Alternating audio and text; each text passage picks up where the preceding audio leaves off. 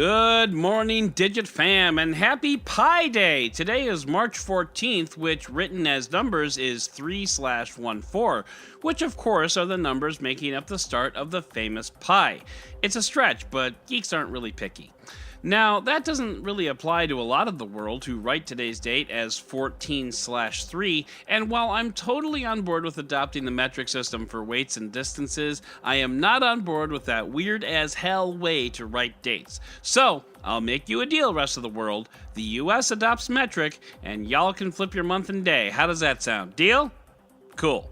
But for now, it is March 14th, 2019, and this is your Digit Daily. The first developer build of Android Q hit the feeds yesterday with a ton of hoopla along with it. This is kind of a big deal because there's a lot in this beta build of Android that is pretty cool.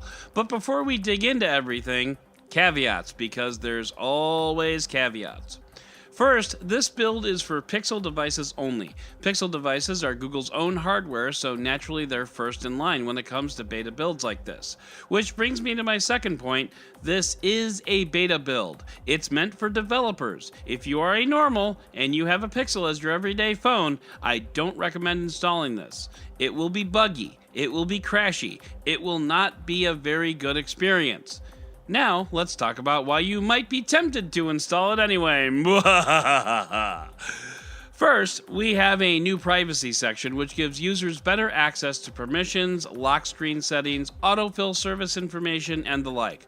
Also, in app permissions, you'll find a new setting for location permissions. Now, you'll be able to limit location information to only while a certain app is running. Your days are numbered, gas buddy! Long pressing the power button will give you a new emergency dialer. Now, whether that opens to a dialer or asks you what to dial, or if it just dials 911, it isn't really clear, probably because no one wanted to test that and accidentally call the police. However, it is nice to know that help is just a long press away, but I have to wonder who will be thinking coherently enough to remember that in an emergency. I guess better to have it and not need it? Anyway, now you can change accent colors of your phone so your toggles on and off can be different colors, which is probably important to some people. Not me, but some people. Plus, and this is handy, there's an estimated battery time left indicator that can show up in your status bar. So instead of 46%, it'll tell you if your phone will die around 2 o'clock if you keep this up. That's super handy, even if I suspect that estimate probably won't be the most accurate guesses in the world. Finally, you can also share Wi-Fi credentials with other users via QR code, which is nice. I'm just not entirely sure how useful that'll be initially. I suspect more people know how to enter a Wi-Fi password than actually know how to scan a QR code. But, you know, baby steps. There's a ton more stuff in there, folks. In fact, I'm gearing up to record a special edition of the Android Authority podcast in just a little bit, entirely dedicated to Android Q. So be sure to check that out on the Android Authority podcast feed. And that's not even our only top story of the day.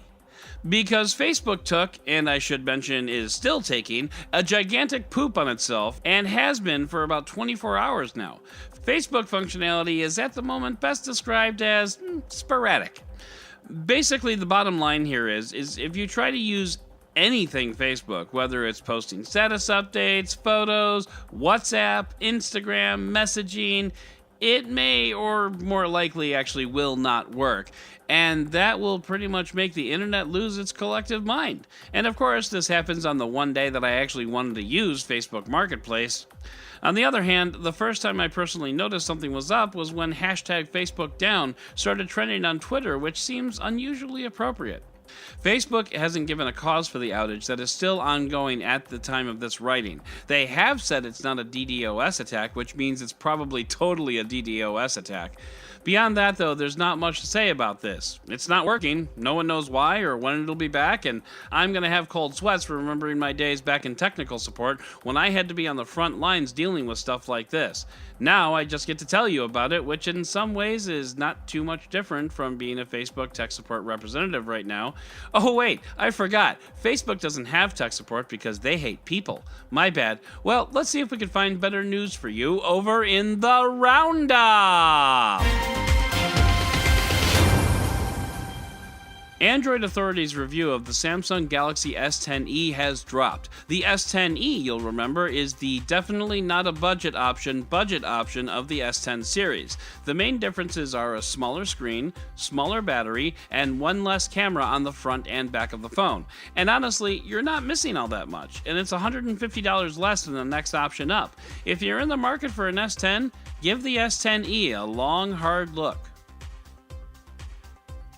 Math is fun, or at least it's fun for me.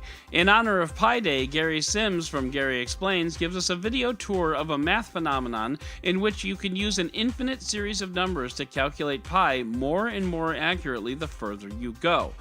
Of course, pi is an infinite number itself, so you'll never quite get there, but as it turns out, if you run this math equation around 1,500 times or so, you'll end up with pi accurate to 12 decimal places, and now I want pi.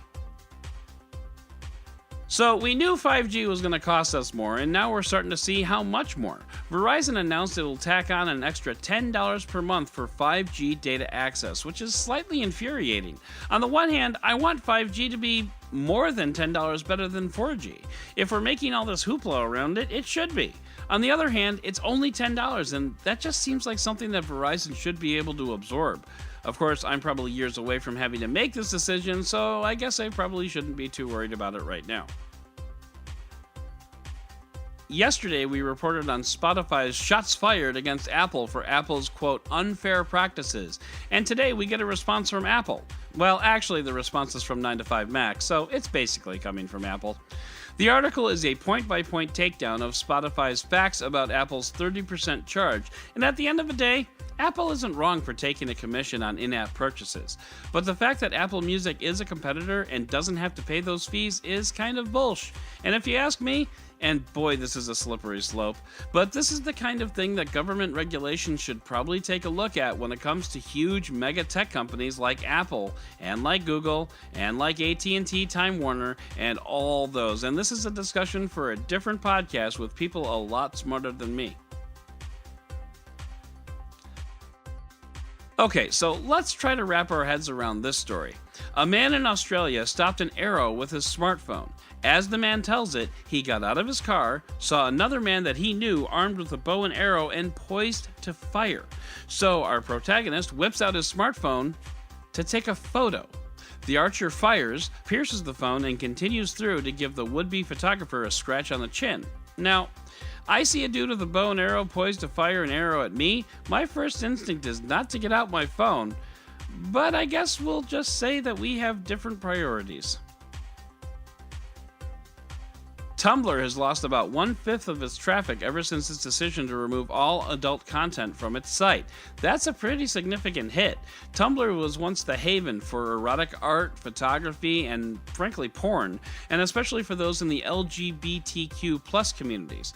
One online petition calls for Tumblr to reverse the policy and allow Skin back onto its airwaves, claiming, quote, let people post porn. It's 90% of the reason anyone is on the site in the first place. Well, actually, as it turns out, it's closer to 20%. And finally, I'm going off book here because this didn't make the newsletter because it published after the newsletter did. But there's a new Avengers Endgame trailer out, and holy crap, it is awesome. It is the perfect trailer for this movie because it's a wonderful summation of what has happened over the last 10 years up until now, and wow, I cannot wait to go see this movie! I'll be heading to Captain Marvel this weekend to get a little taste in the meantime.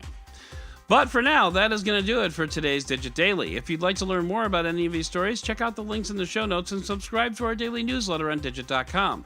And if you like what you heard, subscribe and leave a review in your favorite podcast player. Once again, I'm Adam Dowd, Dead Technology on Twitter, and we'll talk again tomorrow.